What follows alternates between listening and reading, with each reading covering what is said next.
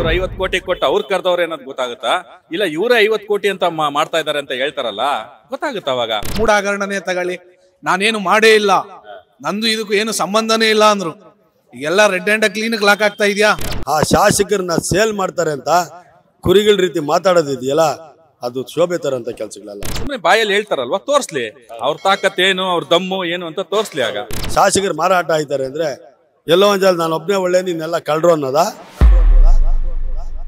CM ಸಿದ್ದರಾಮಯ್ಯವರ ಒಂದು ಹೇಳಿಕೆ, 50 ಕೋಟಿ 50 MLA ಖರೀದಿಗೆ ಆರೋಪ ಮಾಡಿರ್ತಕ್ಕಂಥ ಹೇಳಿಕೆ ಸಾಕಷ್ಟು ಸಾರ್ವಜನಿಕ ವಲಯದಲ್ಲಿ ಕೂಡ ಚರ್ಚೆ ಆಗ್ತಿತ್ತು.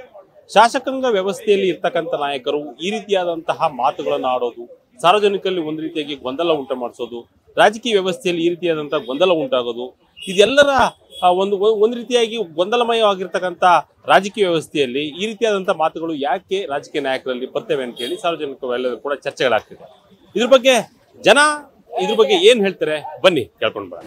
50 MLAಗಳ ಸೇಲ್ ಅಂತೆ ಮಾತುಕತೆಗಳು, ಈ ರೀತಿಯಾದಂತಹ ಮಾತುಗಳು ಒಬ್ಬ ಜನನಾಯಕರ ಮಾತಲ್ಲಿ ಬರ್ತಕ್ಕಂಥದಕ್ಕೆ ಸಾರ್ವಜನಿಕರಲ್ಲಿ ಒಂದು ರೀತಿಯ ಗೊಂದಲ ವಾತಾವರಣ. ರಾಜಕೀಯ ವ್ಯವಸ್ಥೆ ಇಲ್ಲಿ ಹೋಗ್ತಾ ಇದೆ.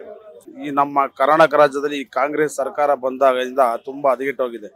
ಯಾಕೆಂದ್ರೆ ಈಗ 50 ಕೋಟಿ ಕೊಟ್ಟು ಒಬ್ಬೊಬ್ಬ MLAಗೆ ಖರೀದಿ ಮಾಡ್ತೀನಿ ಅಂತ ಹೇಳ್ತಾರಲ್ಲ ಸರ್, ಇದಕ್ಕೇನಾರು ಅವ್ರ ಹತ್ರ ಪುರಾವೆ ಸಾಕ್ಷಿ ಇದ್ರೆ ಸಲ್ಲಿಸ್ಲಿ ಅಲ್ವಾ? ಈಗ ಅವ್ರ ಏನ್ ಹೇಳ್ತಾ ಇದಾರೆ, ಈಗ ಇದೇ ಕಾಂಗ್ರೆಸ್ ಸರ್ಕಾರ BJP ಸರ್ಕಾರ ಇದ್ದಾಗ ಅವಾಗ ಎಷ್ಟೋ ಶಾಸಕರನ್ನ ಖರೀದಿ ಮಾಡೋದಕ್ಕೆ ಸಾವಿರಾರು ಕೋಟಿ ಖರ್ಚು ಮಾಡಿದೆ ಕಾಂಗ್ರೆಸ್ ಸರ್ಕಾರ. ಕಾಂಗ್ರೆಸ್ ಅಧಿಕಾರದಲ್ಲಿ ಇಲ್ಲದೆ ಇದ್ದಾಗ, ನಮ್ಮ ಪಕ್ಷ ಅಧಿಕಾರಕ್ಕೆ ಬರಬೇಕು ಅಂತೇಳಿ ಕಾಂಗ್ರೆಸ್ ಸರ್ಕಾರ, ಕಾಂಗ್ರೆಸ್ ಪಕ್ಷದವರು BJP ಶಾಸಕರನ್ನ ಅವಾಗ ಖರೀದಿ ಮಾಡೋಕ್ಕೆ ಎಷ್ಟೋ ಸಾವಿರಾರು ಕೋಟಿ ಖರ್ಚು ಮಾಡಿದೆ. ಅದಕ್ಕೆಲ್ಲ ಅವಾಗ ಇವರು ಖರೀದಿ ಮಾಡುವಾಗ ಏನು ತಪ್ಪು ಕಾಣಿಸ್ತಿಲ್ಲ ಅವ್ರಿಗೆ, ಯಾರಿಗೆ? ಕಾಂಗ್ರೆಸ್ ಪಕ್ಷದವ್ರಿಗೆ. BJP ಅವ್ರು ಇವಾಗ ಖರೀದಿ ಮಾಡ್ತಾರೆ, BJP ಪಕ್ಷದವ್ರ ಮೇಲೆ ಆರೋಪ ಹೊರಿಸ್ತಾ ಇದಾರಲ್ಲ, ಇವ್ರು ಫಸ್ಟ್ ಆಫ್ ಆಲ್ ಇವ್ರು ಸರಿಗಿದ್ದಾರ? ಫಸ್ಟ್ ಈಗ ಫ್ರೀ ಯೋಜನೆ ಅಂತ ಕೊಟ್ಟಿದ್ದಾರೆ. ಯಾರು ಕೊಟ್ಟಿದ್ದಾರೆ? ಉಚಿತ ಬಸ್ ಅಂತ ಕೊಟ್ಟಿದಾರಲ್ಲ, ಉಚಿತ ಬಸ್ಸು ಕೊಟ್ಟಿದ್ದಾರೆ. ಮಹಿಳೆಯರಿಗೆ ಉಚಿತ ಬಸ್ಸು ಫ್ರೀ, 10 kg ಅಕ್ಕಿ ಕೊಡ್ತೀನಿ, ವಿದ್ಯಾರ್ಥಿಗಳಿಗೆ 3,000 ಕೊಡ್ತೀನಿ, ಎಲ್ಲ ಯೋಜನೆಗಳು ಅಂತಂದ್ರಲ್ವಾ. ಈಗ 10 kg ಅಕ್ಕಿ ಎಲ್ಲಿ ಕೊಡ್ತಾರೆ ಸರ್? 10 kg ಅಕ್ಕಿ ಎಲ್ಲಿ ಕೊಡ್ತಾರೆ ಸಿದ್ದರಾಮಯ್ಯ ಅವರು? ಕೇಂದ್ರ ಸರ್ಕಾರದಿಂದ 5 kg ಕೊಡ್ತಾ ಇದ್ರು, ಅದ್ರಲ್ಲೂ 2 kg ಕಟ್ ಮಾಡಿದ್ದಾರೆ. ಇವಾಗ ಈಗ 3 kg ಕೊಡ್ತಾ ಇದಾರೆ. ಮತ್ತೆ ಯಾಕೆ ಘೋಷಣೆ ಮಾಡ್ಬೇಕು ನೀವು 10 kg ಅಕ್ಕಿ ಕೊಡ್ತೀರಿ ಅಂದ್ಬಿಟ್ಟು? ಇದು ಜನಗಳಿಗೆ ಇದು ಸುಳ್ಳು ಆಶ್ವಾಸನೆ ಕೂಡ ಅಧಿಕಾರಕ್ಕೆ ಬಂದಿರುತ್ತಾನೆ ಇದು. ಈಗ ನೀವು ಆ ತರ ನೀವು ಉಚಿತವಾಗಿ ಯೋಜನೆ ಕೊಡಾಗಿದ್ರೆ, ರಾಜಕೀಯದಲ್ಲಿ ಈ ರೀತಿಯಾದಂತ ಮಾತುಗಳು, ಉಚಿತವಾಗಿ ನೀವು ಯೋಜನೆ ಕೊಡೋ ಆಗಿದ್ರೆ ಮಕ್ಕಳಿಗೆ ಎಜುಕೇಶನ್ ಫ್ರೀ ಕೊಡಿ, ಎಜುಕೇಶನ್ ಫ್ರೀ ಕೊಡಿ. ಮತ್ತೆ ಆರೋಗ್ಯ, ಪ್ರತಿಯೊಂದು ಹಾಸ್ಪಿಟಲ್ ಇವಾಗ ಎಷ್ಟೋ ಜನ ಡಯಾಲಿಸಿಸ್ ಮಾಡಿಸೋಗಳಿಗೆ ತುಂಬಾ ಜನ ಪರದಾಡ್ತಾರೆ. ಅನೇಕ ಕಡೆಗಳಲ್ಲಿ ಎಷ್ಟೋ ಜನ ಸತ್ತೋಗಿದ್ದಾರೆ. ಈ ಪ್ರೈವೇಟ್ ಹಾಸ್ಪಿಟಲ್ಗಳಲ್ಲಿ ಲಕ್ಷಾಂತರ ರೂಪಾಯಿ ತಗೊಳ್ತಾರೆ ಹಾಸ್ಪಿಟ್ಲಿಗೆ. ನೀವು ಅದಕ್ಕೆ ಖರ್ಚು ಮಾಡಿ, ಉಚಿತವಾಗಿ ಟ್ರೀಟ್ಮೆಂಟ್ ಕೊಡಿ, ಫ್ರೀ ಟ್ರೀಟ್ಮೆಂಟ್ ಕೊಡಿ, ಎಜುಕೇಶನ್ ಫ್ರೀ ಕೊಡಿ. ಅದೆಷ್ಟೋ ಉಪಯೋಗ ಆಗುತ್ತೆ ಸಾರ್ವಜನಿಕರಿಗೆ. ನೀವು ಈ ತರ ಸುಳ್ಳು ಆಶ್ವಾಸನೆ ಕೊಟ್ಟು ಜನಗಳನ್ನ ಸೋಮಾರಿತನ ಮಾಡಿ ಜನಗಳಿಗೆ ಇಲ್ಲ ಸಲ್ಲದ ಆಸೆಗಳನ್ನ ಹುಟ್ಟಿಸಿ ನೀವು ಅಧಿಕಾರಕ್ಕೆ ಬಂದಿದ್ದೀರಾ ಗಂಡ್ಮಕ್ಳಿಗೆ ಫ್ರೀ ಬಸ್ ಕೊಡಬೇಕಂತ ಸರ್. ಈಗ ನಾನೊಂದು ಮಾತು ಹೇಳ್ತೀನಿ ಸರ್, ಈಗ ನೀವು ಫ್ರೀ ಅಂತ ಕೊಡ್ತಾ ಇದ್ದಾರೆ, ಸರ್ಕಾರ ಫ್ರೀ ಅಂತ ಕೊಡ್ತಿದ್ರಲ್ವಾ. ಈಗ ಉಚಿತ ಬಸ್ ಕೊಟ್ಟಿದ್ದಾರೆ, ಸರಿ ಆಯ್ತು ಒಪ್ಕೊಳ್ತೀವಿ ನಾವು, ಉಚಿತ ಬಸ್ ಕೊಡ್ತಾ ಇದಾರೆ ಅಂದಲ್ವಾ. ಸರ್ಕಾರಕ್ಕೆ ಎಷ್ಟು ಲಾಸ್ ಆಗುತ್ತೆ? ಉಚಿತ ಬಸ್ ಕೊಟ್ಟ ಸರ್ಕಾರಕ್ಕೆ ಎಷ್ಟು ಲಾಸ್ ಆಗುತ್ತೆ? ಡ್ರೈವರ್ಗೆ, ಕಂಡಕ್ಟರ್ಗೆ, ಈ ನಮ್ಮ KSRTC ಡಿಪಾರ್ಟ್ಮೆಂಟ್ ಇರೋ ಪ್ರತಿಯೊಬ್ಬರಿಗೂ ಸಂಬಳ ಎಲ್ಲಿಂದ ಕೊಡ್ತಾರೆ? ಎಷ್ಟೋ ಜನ ಸರ್, ನಾವು ಸುಮಾರು ಜನ ಕಂಡಕ್ಟರ್ ಡ್ರೈವರ್ನ ಕೇಳಿದ್ವಿ, ಸುಮಾರು 5-6 ತಿಂಗಳಿಂದ ಅವ್ರಿಗೆ ಸಂಬಳ ಕೊಟ್ಟಿಲ್ಲ. ಮೆಜೆಸ್ಟಿಕ್ಕಲ್ಲಿ ನಾವು ಕೇಳಿದ್ವಿ, ಡ್ರೈವರ್ಗಳು ಹೇಳಿದ್ದಾರೆ 5-6 ತಿಂಗಳು ಸಂಬಳ ಬಂದಿಲ್ಲ ಅಂತ ಹೇಳಿದ್ದಾರೆ. ಸರ್ ಈ ವ್ಯವಸ್ಥೆ ಮತ್ತೆ ಇನ್ನೊಂದು ಏನಾಗಿದೆ ಅಂದ್ರೆ, ನಮ್ಮ ರಾಜ್ಯದಲ್ಲಿ ಕಾಂಗ್ರೆಸ್ ಸರ್ಕಾರ ಬಂದಾಗಿಂದನೂ ಅಷ್ಟೇ ಸರ್, ಹಿಂದೂಗಳನ್ನು ಕಡೆಗಣಿಸಿ ಮುಸ್ಲಿಂ ಓಲೈಕೆ ಮಾಡಿ ರಾಜಕೀಯ ಮಾಡಿದ್ದಾರೆ. ಒಂದು ಕಣ್ಣಿಗೆ ಬೆಣ್ಣೆ, ಒಂದು ಕಣ್ಣಿಗೆ ಸುಣ್ಣ. ಇದು ಮಲತಾಯಿ ಧೋರಣೆ. ಈ ಮಲತಾಯಿ ಧೋರಣೆ ಮಾಡ್ತಾ ಇದೆ ಕಾಂಗ್ರೆಸ್ ಸರ್ಕಾರ. ಯಾಕೆ ಹಿಂದೂಗಳು ಯಾರು ಓಟ್ ಹಾಕಿಲ್ವಾ? ಕಾಂಗ್ರೆಸ್ಗೆ? ಹಿಂದೂಗಳು ಯಾಕೆ ಕಡೆಗಣಿಸ್ತಾ ಇದ್ದೀರಾ? ಇವತ್ತು ನೀವು ಅಜ್ಭವನಕ್ಕೆ 10,000 ಕೋಟಿ ಕೊಡ್ತಾ ಇದ್ದೀರಾ ಮುಸ್ಲಿಮ್ಸ್ ಅವ್ರಿಗೆ. ಹಿಂದೂಗಳಿಗೆ ಏನು ಕೊಟ್ಟಿದ್ದೀರಾ?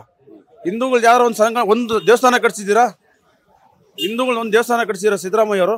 ಓಲಿ ತಮ್ಮದೇ ಸಮುದಾಯಕ್ಕೆ, ಕುರುಬರು ಸಮುದಾಯಕ್ಕೆ ಯಾವ್ದಾದ್ರು ಒಂದು ಕನಕಭವನ ಕಟ್ಸಿದ್ದೀರಾ? ಯಾಕೆ ನೀವು ಮುಸ್ಲಿಮ್ಸ್ ಅವ್ರಿಗೆ ಅಷ್ಟೊಂದು ಯಾವಾಗ ಓಲೈಕೆ ಕೊಡ್ತೀರಾ? ನಮ್ಮ ಹಿಂದೂಗಳನ್ನ ಕಡೆಗಣಿಸ್ತಾ ಇದ್ದೀರಾ?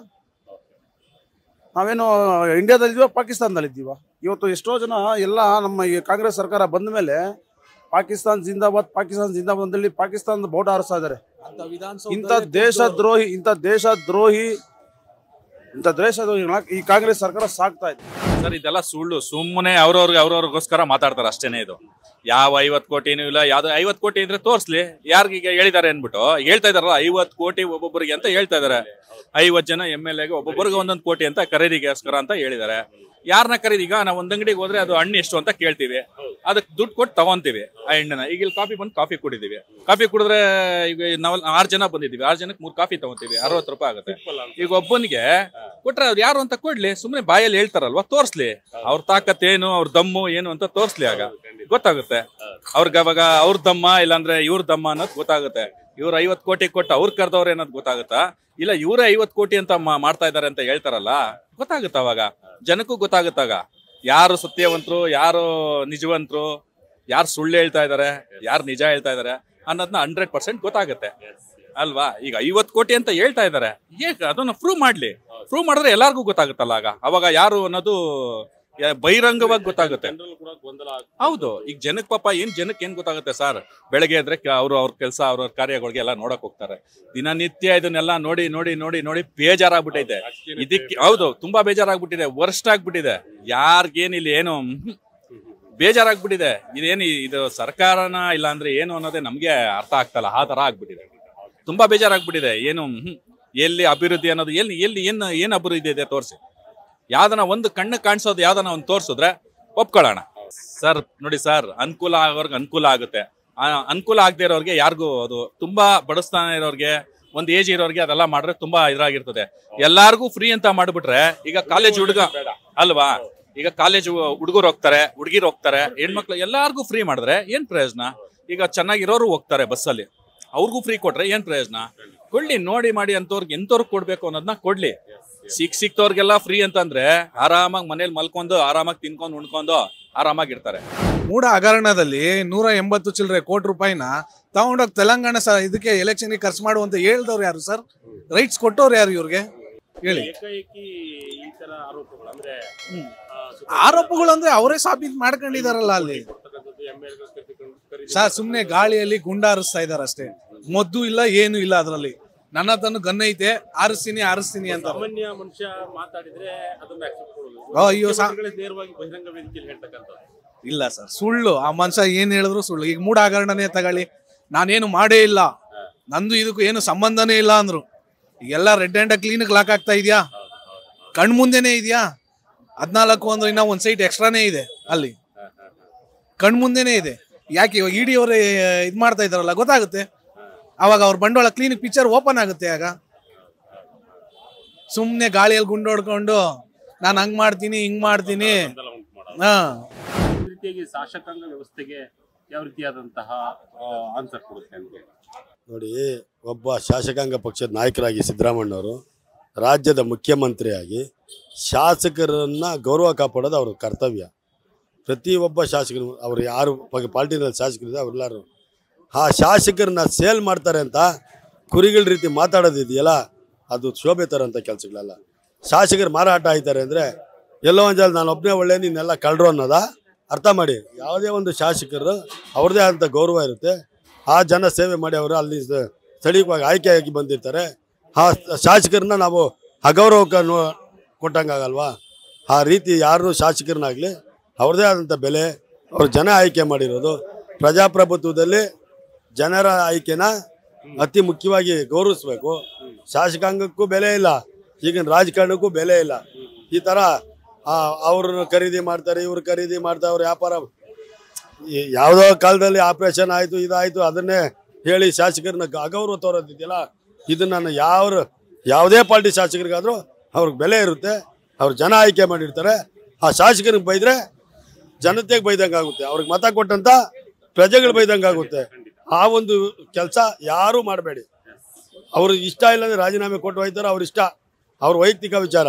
ಹಂಗಾಗಿ ನೀವು ಬೀದಿ ರಾಂಪಗಳು ಮಾಡಿ ಜನರಿಗೆ ಗೊಂದಲ ಸೃಷ್ಟಿ ಮಾಡಬೇಡಿ, ಜನರನ್ನ ಮೂರ್ಖರನ್ನಾಗಿ ಮಾಡಕ್ಕೆ ಹೋಗಬೇಡಿ. ಯಾವುದೋ ವಿಷಯ ಮುತ್ಕೊಳ್ಳೋಕೆ ಯಾವುದೋ ತೆಗಿ ಏನೋ ಮಾಡೋಕೆ ಹೋಗಿ ಏನೋ ಮುಚ್ಚೋ ಅಂತ ಕೆಲಸಗಳಿದೆಯಲ್ಲ, ಅದು ಮಾಡಿ ಶಾಸಕಾಂಗಕ್ಕೆ ಗೌರವ ಅಗೌರವ ತರೋದು ಇದೆಯಲ್ಲ, ಇದು ಶೋಭೆ ತರೋಂಥದ್ದಲ್ಲ. ರಾಜ್ಯದ ಮರ್ಯಾದೆ ಮಾನ ಮರ್ಯಾದೆ, ರಾಜ್ಯದ ಮಾನ ಮರ್ಯಾದೆ ಹಾಳಾಗುತ್ತೆ ಅನ್ನೋದು ನಮ್ಮ ಅಭಿಪ್ರಾಯ. ಖರೀದಿ ಈಗ ಮಾಡೋದು ಮತ್ತೆ ಸರ್ಕಾರವನ್ನ ಒಂದು ರೀತಿಯಾಗಿ ಅಭಿವೃದ್ಧಿ, ರಾಜ್ಯದ ಅಭಿವೃದ್ಧಿಯನ್ನ ಮರೆಯೋದು ಅಲ್ಲ. ಶಾಸಕಾಂಗ ವ್ಯವಸ್ಥೆನಲ್ಲಿ ಖರೀದಿ ಮಾಡೋದು ತಪ್ಪು, ಹಣ ಕೊಡೋದು ತಪ್ಪು, ಹಣ ತಗೊಳ್ಳೋದು ತಪ್ಪು.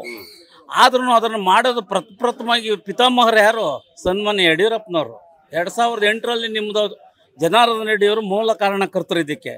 ಅಂಥವ್ರು ನೀವು ತಂದು ಪಕ್ಷದಲ್ಲಿ ಇಟ್ಕೊಂಡ್ರಲ್ಲ, ನಿಮ್ಗೆ ಅವತ್ತು ಬುದ್ಧಿ ಇರಲಿಲ್ವಾ? ಮುಂದೆ ಶಾಸಕಾಂಗ ಇದಕ್ಕೆ ನಾಯಕತ್ವಕ್ಕೆ ಒಂದು ಸಮಸ್ಯೆ ಆಗುತ್ತದೆ.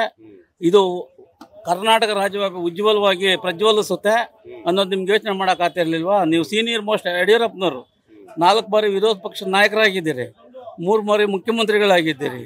ನಿಮ್ಗೆ ಹೇಳೋದಕ್ಕೂ ಒಂದು ಘನತೆ ಬೇಕು. ಯಾವ ಇದ್ರಲ್ಲಿ ಹೋಗಿದ್ದೀರಿ? ನೆನ್ನೆ ಪ್ರಚಾರಕ್ಕೆ ಹೋಗಿದ್ದೀರಿ, ಬೈ ಎಲೆಕ್ಷನ್ ಉಪಚುನಾವಣೆಯಲ್ಲಿ ಸಂಡೂರಿನಲ್ಲಿ ಹೇಳ್ತಾ ಇದ್ದೀರಾ ಮಹಾಭ್ರಷ್ಟ ಸಿದ್ದರಾಮಯ್ಯ ಅಂತ. ಸಿದ್ದರಾಮಯ್ಯನ ತುಂಬ್ಕೊಂಡು ಇಬ್ಬರು ಬಾಯಿ ಅಂದಾಗ ಭ್ರಷ್ಟ ಆಗಿರ್ಲ್ವ ಸಿದ್ದರಾಮಯ್ಯನವರು? ಬಾಯಿ ಅಂದ ಭ್ರಷ್ಟ ಆಗಿರ್ಲ್ವೇನ್ರಿ ನಿಮಗೆ? ಯಾವ ಇದರಲ್ಲಿ ಹೇಳ್ತಾ ಇದ್ದೀರಾ? ಯಾವ ನೈತಿಕತೆ ಇದೆ ನಿಮ್ಗೆ ಮಾತಾಡೋಕ್ಕೆ ಕಾಂಗ್ರೆಸ್ ಮೇಲೆ? ನೇರವಾಗಿ ಜನಗಳ ಹತ್ರ ಮಾತಾಡಿ ಅದನ್ನ ಪರಿಹಾರ ಮಾಡ್ಕೊಳ್ಳೋ ಕೆಲಸವನ್ನು ಮಾಧ್ಯಮಕ್ಕೂ ಕೂಡ ಮಾಡಿದೆ. ಜಮೀರ್ ಹೇಳಿರೋ ತಪ್ಪು ನಾವು ಹೇಳ್ತೀವಲ್ಲ, ಅದು ಹೇಳಬಾರ್ದಾಗಿತ್ತು. ಒಬ್ಬ ಮನುಷ್ಯನ ವರ್ಣಭೇದ ಮಾಡೋದು ಕಾನೂನಲ್ಲಿ ಎಲ್ಲೂ ಇಲ್ಲ, ಅದು ಮಹಾ ತಪ್ಪು. ಅವನು ಮಾಡಿರೋದು ದೊಡ್ಡ ತಪ್ಪು, ಅದು ಮಾಡಬಾರ್ದಾಗಿತ್ತು. ಅನಾಚಾರ ಮಾತಾಡಿದ್ದಾನೆ. ಅವನು ಮಾತಾಡಿರೋದೇನು? ನೀವು ನಮ್ಮ ಕುರಾನ್ ಫೋಟೋನ ಎಲ್ಲ ಕೊಟ್ಟು ಪ್ರೇಯರ್ ಮಾಡೋಕ್ಕೆ ಒಂದು ಬ್ಲ್ಯಾಂಕೆಟ್ ಕೊಟ್ಟು 500 ರೂಪಾಯಿ 1000 ರೂಪಾಯಿ ನೋಟ್ ಕೊಟ್ಟು ನಮ್ಮ ಜನಾಂಗನ ದುಡ್ಡಿನಲ್ಲಿ ಅಳಿಯಕ್ಕೆ ಬರಬೇಡಿ ಕುಮಾರಸ್ವಾಮಿ ಅವರೇ. ಅಂಥೋ ಈ ಬರಗಟ್ಟೇನು ಕೂತಿಲ್ಲ ನಮ್ಮ ಜನಾಂಗ. ನಮ್ಮ ಇಡೀ ಜನಾಂಗ ಎಲ್ಲನೂ, ದೇಶದಲ್ಲಿರೋ ಜನಾಂಗ ಎಲ್ಲನೂ ತಲಕ್ಕೆ 1 ರೂಪಾಯಿ ಹಾಕಿದ್ರು ನಿಮ್ಮನ್ನು ಕೊಂಡ್ಕೊಳ್ಳೋ ಶಕ್ತಿ ನಮ್ಮ ಸಮುದಾಯಕ್ಕೂ ಇದೆ ಅಂತ ಹೇಳಿರ್ತಕ್ಕಂಥದ್ದನ್ನ ಇದೇ ರೀತಿ ಹೈಟೆಕ್ ಮಾಡಿಬಿಟ್ಟು ಹೈಲೈಟ್ ಮಾಡಿರೋದು. ಜಮೀರ್ ನಿಮ್ಮನ್ನೇ ಕೊಂಡ್ಕೊಂಡ್ಬಿಡ್ತಾನೆ, ಜಮೀರ್ ಕೈನ ಆ ರೀತಿ ಹೇಳಿಲ್ಲ. ಅದನ್ನೆಲ್ಲ ತಿರ್ಚಿ ಹೇಳೋದಕ್ಕೆ ಹೇಳ್ಬೇಕು. ಅದನ್ನ ಇವಾಗ ನಾವೇ ಖಂಡಿಸ್ತೀವಲ್ಲ. ಅವ್ನು ಮಾತಾಡಿರೋ ತಪ್ಪು. ಒಬ್ಬ ಮನುಷ್ಯನ ವರ್ಣಭೇದ ಮಾಡೋ ಅನ್ನೋದು ಎಲ್ಲಿದೆ? ಯಾವ ಕಾನೂನಲ್ಲಿದೆ? ಯಾವ ಸಂವಿಧಾನದಲ್ಲಿದೆ? ಅದು ತಪ್ಪಲ್ವಾ? ಅದ್ರ ನಾವು ತಪ್ಪು ಅಂತಲೇ ಹೇಳಿಸ್ತೀವಿ. ಆದರೆ ಸಿದ್ದರಾಮಯ್ಯನವ್ರ ನಾಯಕತ್ವನ ನೀವು ಖಂಡಿಸಿ ಅವ್ರನ್ನೆಲ್ಲ ಏಕವಚನದಲ್ಲಿ ಗೋಚರವಾಗಿ ಮಾತಾಡ್ತಿರಲ್ಲ, ಅದು ನಿಮ್ಮದು ತಪ್ಪಲ್ವಾ? ಅವ್ರ ಬಗ್ಗೆ ಮಾತಾಡೋ ನೈತಿಕತೆ ಎಲ್ಲಿದೆ ನಿಮಗೆ? ಎಲ್ಲಿದೆ? ನೀವು ಮೂಡೋದು ತನಿಖೆ ಮಾಡ್ತಾ ಇದ್ದೀರಾ. ಅವರೇ ಹೇಳಿದಾರಲ್ಲ, ಇಡಿ ಅವರು ನ್ಯಾಯಾಂಗಬದ್ಧ ತನಿಖೆ ಮಾಡೋದು ನಮ್ದೇನು ಅಭ್ಯಂತರ ಇಲ್ಲ ಮಾಡ್ಕೊಳ್ಳಿ ಅಂತ. ನಾಳೆ ಕರೆದ್ರು ನಾನು ಅವ್ರು 10 ಬಾರಿ ಕರೆದ್ರು ಹೋಗ್ತೀನಿ, ವಿಚಾರಣೆಗೆ ಹೋಗ್ತೀನಿ ಅಂತ ಹೇಳಿಕೆ ಕೊಟ್ಟಿದ್ದಾರಲ್ಲ. ಮತ್ತೆ ಅದನ್ನ ಇಲ್ಲ ಸಿದ್ದರಾಮಯ್ಯನವ್ರು ಹಿಡಿಕೊಂಡ್ರೆ ಗಡಗಡ ಸಿದ್ದರಾಮಯ್ಯನ ಗಡಗಡ ನಡುಗಿಸೋವಂಥ ಕೆಲಸ ಅವನ ಜೀವನದಲ್ಲಿ ಮಾಡೋದು ಇಲ್ಲ, ಮಾಡೋಕ್ಕೆ ಸಾಧ್ಯನೂ ಇಲ್ಲ. ಅವ್ರನ್ನ ಮುಟ್ಟಕ್ಕೆ ಟಚ್ ಮಾಡೋಕ್ಕೂ ಸಾಧ್ಯ ಇಲ್ಲ. ಇವ್ರೇನು ಹೇಳಿರೋದು ಮೊನ್ನೆ ಚಾಮರಾಜನಗರ ಫಂಕ್ಷನ್ನಲ್ಲಿ, ನಾನೇನ ಮುಟ್ಟಿದ್ರೆ ಕರ್ನಾಟಕದ ಜನ ದಂಗೆ ಹೇಳ್ತಾರೆ ಅಂತ ಹೇಳಿದೆ ಹೊರತು ನಮ್ಮ ಸಮುದಾಯ ಅಹಿಂದವರೆಲ್ಲ ದಂಗೆ ಹೇಳ್ತಾರೆ ಅಂತ ಹೇಳಿದ್ರೆ ನಿಮಗೆ? ಅದನ್ನು ನೀವು ತಿರುಚಿ ಸೃಷ್ಟಿ ಮಾಡಿ ಹೇಳ್ತಿರಲ್ಲ. ಯಾವ ನೈತಿಕತೆ ಇದೆ ನಿಮ್ಗೆ ಹೇಳೋಕ್ಕೆ? ಯಾವ ನೈತಿಕತೆ ಇದೆ ಹೇಳಕ್ಕೆ ನಿಮಗೆ? ಇವತ್ತು ನಾನು ಯೋಗೇಶ್ ಪರವಾಗಿ ಹೇಳ್ತೀನಿ, 500 ಓಟಲಾಗಲೇ ಒಂದು ಜಯ ಖಂಡಿತ ಅಂತ ಹೇಳ್ತೀನಿ. ಇದಕ್ಕೆ ಇವ್ರು ಒಪ್ತಾರ? ಅದಕ್ಕೆ ಕೊಟ್ಟವ್ರು ಸ್ವಾಮಿ, ಅವರು ಕೊಟ್ಟವ್ರು ದುಡ್ಡು, ಇವರು ಕೊಟ್ಟವ್ರೆ, ಇಬ್ರು ಏನು ಸಾಚ ಅಲ್ಲ. ಕೊಟ್ಟಿರೋದು ತಪ್ಪು. ನಾಳೆ ಲೋಕಲ್ ಬಾಡಿ ಚುನಾವಣೆಗಳು ಬಂದಾಗ ಇವ್ರಿಗೆ ದುಡ್ದಿರೋ ಗತಿ ಏನು? ಅವ್ರ ಹೆಂಡತಿ ಮಕ್ಕಳನ್ನ ನೇಣು ಹಾಕ್ಬೇಕು ತಗೊಂಡೋಗಿ ದುಡ್ಡು ಹಂಚಕ್ಕೆ. ಇದು ಮಾಡಿರೋದು ತಪ್ಪು. 2 ಪಾರ್ಟಿನೋ ಮಾಡಿರೋ ತಪ್ಪು. ಅದನ್ನ ನಾವು ಖಂಡಿಸ್ತೀವಿ. ಸಿಎಂ ಮಾಡಿರೋಂಥ ಮಾತು 50 ಕೋಟಿ 50 MLA ಖರೀದಿ, ಈ ರೀತಿಯಾದಂಥ ಮಾತುಗಳು ಶಾಸಕಾಂಗ ವ್ಯವಸ್ಥೆಗೆ ಧಕ್ಕೆ ತರುತ್ತೆ ಅಂತ ಹೇಳಿ ಇದು ಯಾರು ಬಂದು ಯಾರಿಗೆ ಹೇಳಿರ್ತಾರೆ ಗೊತ್ತಿರಲ್ಲ. ಆಮೇಲೆ ಅಂದ್ರೆ ಕೆಲವು ಗೊತ್ತಿಲ್ಲದೆ ಸುಮ್ಮನೆ ಸ್ಟೇಟ್ಮೆಂಟ್ ಮಾಡ್ತಾರೆ ರಾಜಕಾರಣಿ. ನಾನು ಒಬ್ಬ ರಾಜಕಾರಣಿನೇ, ಆದ್ರೆ ನಾನು ಇದು ತಪ್ಪು ಮಾಡಕ್ಕೆ ಇಷ್ಟಪಡಲ್ಲ. ಸೋಷಿಯಲ್ ಜಸ್ಟಿಸ್ ಇಂಪಾರ್ಟೆಂಟ್ ನಮ್ಗೆ. ಅದು ಯಾರೇ ಆಗಲಿ ಅಲ್ವಾ, ಕಾನೂನು ಒಬ್ಬರಿಗೆ ಇರ್ತದೆ. ಆಗ ನಾವು ಏನಾರ ಸ್ಟೇಟ್ಮೆಂಟ್ ಮಾಡ್ಬೇಕಾದ್ರೆ ನಮಗೆ ಗೊತ್ತಿರಬೇಕು. ನಮ್ಮ ಹೆಸರು ಹೇಳಿದ್ರೆ ಯಾರನ್ನ ಅದನ್ನ ಹೇಳ್ಬೋದು, ಇಲ್ಲಾಂದ್ರೆ ಹೇಳಬಾರದು, ತಪ್ಪಾಗ್ತದೆ. ಆಮೇಲೆ ಸುಮ್ಮನೆ ಅನಾವಶ್ಯಕ ಮಾತುಗಳಿದೆ. ಆ ವರ್ಡ್ ಯೂಸ್ ಮಾಡೋದಿದೆ, ಡೆಲಿವರಿ ಇಂಪಾರ್ಟೆಂಟ್. ಇಂಥ ವರ್ಡ್ ಯೂಸ್ ಮಾಡ್ಬೇಕು. ನಾನು ವೇದಿಕೆಯಲ್ಲಿದ್ದ ನಾನು ಯಾವ ಥರ ಮಾತಾಡಬೇಕು ಅನ್ನೋದು ಫಸ್ಟ್ ತಿಳ್ಕೋಬೇಕು. ಇಲ್ಲ ರಾಜಕಾರಣಿ ಆಗಿದ್ರು ಪ್ರಯೋಜನ ಬರಲ್ಲ. ಕೆಲವು ಆಫೀಸರ್ಗಳು ಮಾತಾಡ್ತಾರೆ, ಇಂಥ ಚೆನ್ನಾಗಿ ಮಾತಾಡ್ತಾರೆ. ಆ ಸ್ಟೈಲ್ ಕೆಲವು ಡಿಪಾರ್ಟ್ಮೆಂಟ್ಗಳಲ್ಲಿ ಮಾತಾಡ್ತಾರೆ. ಅದು ಯಾವ ಸ್ಟೈಲ್ ಇರ್ತದೆ? ಸ್ಟೈಲ್ ಮುಖ್ಯ, ಸ್ಟೈಲ್ ಆ್ಯಂಡ್ ವರ್ಡ್ ಮುಖ್ಯ. ಅದು ಇಲ್ಲ ಅಂದರೆ ರಾಜಕಾರಣ ಮಾಡೋದು ತಪ್ಪಾಗ್ತದೆ. ಈ ರಾಜಕಾರಣ ಅನ್ನೋದು ಒಂದು ಬೆಲೆ ಇದೆ, ಆ ಬೆಲೆಗೆ ಕೊಡೋದಾದ ಗೌರವ ಇದೆ ಅಲ್ಲ. ಈಗ ಇಂಥದ್ದು ದೊಡ್ಡ ಮನುಷ್ಯಗಳೆಲ್ಲ ಇವತ್ತು ದೇಶಗಳಲ್ಲಿ ಇರೋರು ಇದ್ದಾರೆ, ಅದು ಮುಖ್ಯ ನಮಗೆ. ಎಸ್, ನೋಡಿದ್ರಲ್ಲ ವೀಕ್ಷಕರೇ, ಇಲ್ಲಿ ಶಾಸಕಾಂಗ ವ್ಯವಸ್ಥೆ ಅನ್ನೋದು ಜನಗಳ ಪರವಾಗಿ ಇರ್ತಕ್ಕಂಥ ವ್ಯವಸ್ಥೆ. ಇದಕ್ಕೆ ಜನರು ಪ್ರತಿಯೊಬ್ರು ಕೂಡ ಒಂದು ಮತವನ್ನು ನೀಡಿರ್ತಾರೆ. ಒಬ್ಬ ಶಾಸಕನಿಗೆ ಅವಮಾನ ಮಾಡಿದ್ರೆ ಜನರಿಗೆ ಅವಮಾನ ಮಾಡಿದಂತೆ ಈ ರೀತಿಯಾದಂಥ ಮಾತುಗಳು ರಾಜಕೀಯ ನಾಯಕರಲ್ಲಿ ಬರಬಾರ್ದಂತೇಳಿ ಸಾರ್ವಜನಿಕರು ತಮ್ಮ ಅಭಿಪ್ರಾಯವನ್ನ ವ್ಯಕ್ತಪಡಿಸಿದ್ರು. ಕ್ಯಾಮರಾ ಪರ್ಸನ್ ತೇಜ್ ಜೊತೆ ಶಂಕರನ ಹೆತ್ತೂರು, ವಿಜಯ ಕರ್ನಾಟಕ, ಬೆಂಗಳೂರು.